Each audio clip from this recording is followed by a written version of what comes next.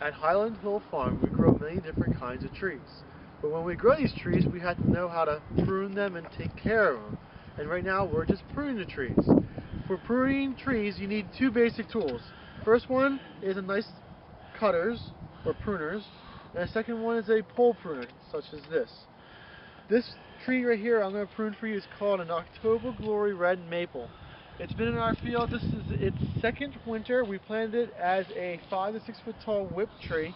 You can see it's grown fairly good. This is going to be its second time being pruned. Basically, when we start with pruning the tree, the first thing we want to do is we want to check the trunk of the tree and make sure there's no suckers growing off the base of the tree. If there's none, we start working a little bit higher up on the tree. This one does not have any suckers going off the base of the tree. Next thing we want to do is we're going to go and see about how high up do we want the branching to start. This is like a medium size level for where the branching is. There's a branch right over here. You can't really see, but that's okay. That's fine.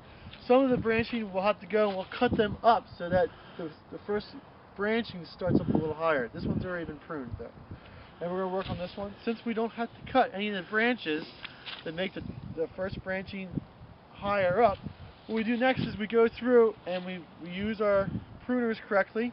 This is a Felco's bypass pruner.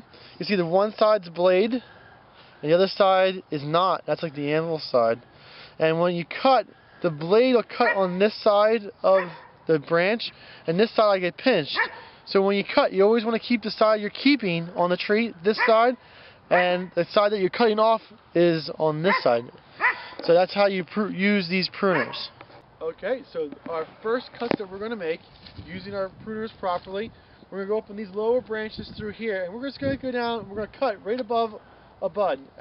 When we prune, we like to prune right above the bud, and typically we don't prune on the other side of the bud down here or towards the middle.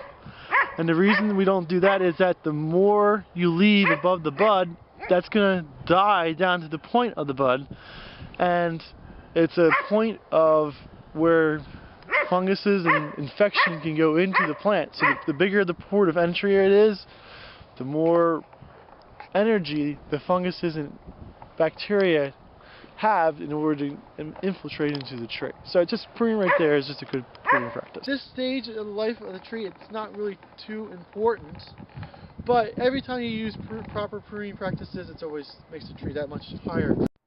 Okay. Well, this is what I expect when we prune.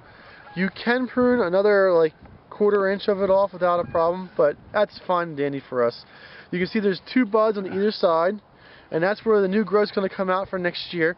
And when that new growth comes out, it'll be able to grow out, and then you won't notice a real big stub on the end of it. So we're just going to go around the tree and just cut it. I guess it depends on how you want the tree to look, but that's basically what we're going to try to do. Now for these guys up here, sometimes you want to bend these guys down and prune them, and the taller you are, the easier it is. But if you pull it down too much, it may break right there. And if you can see how it has a V right there, you don't want to pull on that because you'll have a problem. And that's something that we're going to have to fix when we use our pole pruner. Well, just go around and hit them all real quick. Make sure you use the pruners properly, and that's fairly good for what we're going to use for the pruners. The next step is we're going to grab our pole pruners, and we're going to do the top part of the tree now. When we select which, you can see there's 2 branches left, and they're both coming out of the trunk of the tree about the same spot. And when we select which one we want to become the main leader, we want to select the one that's either higher up. So this one here is higher up than that one. So this one of these 2 would be chosen over this. And we want to choose one that's most in the center. And sometimes when you're pruning, you'll see a tree that will have 3 of them come out, and the one in the middle is the weakest. And that one in the middle is the one you want to keep, because that'll keep the straightest trunk, and it'll have the most secure attachment of the branches to the trunk of the tree. So that's kind of important to remember. But so what we're going to do is, since this one I chose to be a little bit bigger of a trunk for a center one, and also more towards the center of the tree, we're going to go through and we're going to pole prune right about here onto the tree. And that's a little bit low, and this one we're going to prune up a little bit higher, probably right about there.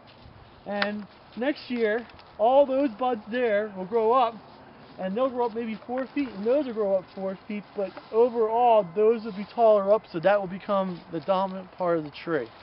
That's basically how we want to prune the tree. Okay, well this is a prune that we did right up against the trunk of the tree, and this is how I prefer to have my prunes made on our trees. There's other people that prune in different ways. What I was taught in school, I went to Delaware Valley College, and they taught me an idea called coat it, or compartmentalization of decay in tree, by Alex Shago. And he said basically these rings that you see around the tree, those are natural barriers to stop decay from going into the tree. And if you cut so close, like a flush cut to it, you'll damage those rings, and then infection can spread from the branch into the trunk of the tree. So we usually cut right above the point where those rings are, so there's not a lot of wood left here for funguses to grow into and take energy from to drill into our tree. So usually have to cut it right there, and as close as you can to the rings without damaging the rings, and you're pretty much good to go. Each tree has rings on it differently. So a tree with maple, or a tree with oak, a tree with sycamore, they all have different rings. You just have to look at the tree and cut right above where the rings are. Other trees that you can trim just in the same style that I just showed you is any type of tree that you're growing with a central trunk leader to it. It could be like a cherry, it could be a sycamore, a tulip poplar, an oak tree. Anything of large size that you want to have one single trunk going up to it and then eventually become a large, nice ornamental grade tree is how you. If you have any questions about trimming your trees, you can call Michael at Highland Hill Farm at 215-651-8329. We deliver and plant trees up and down the East Coast, and we ship out of multiple locations in North Carolina, in Tennessee, and in Pennsylvania. Thank you.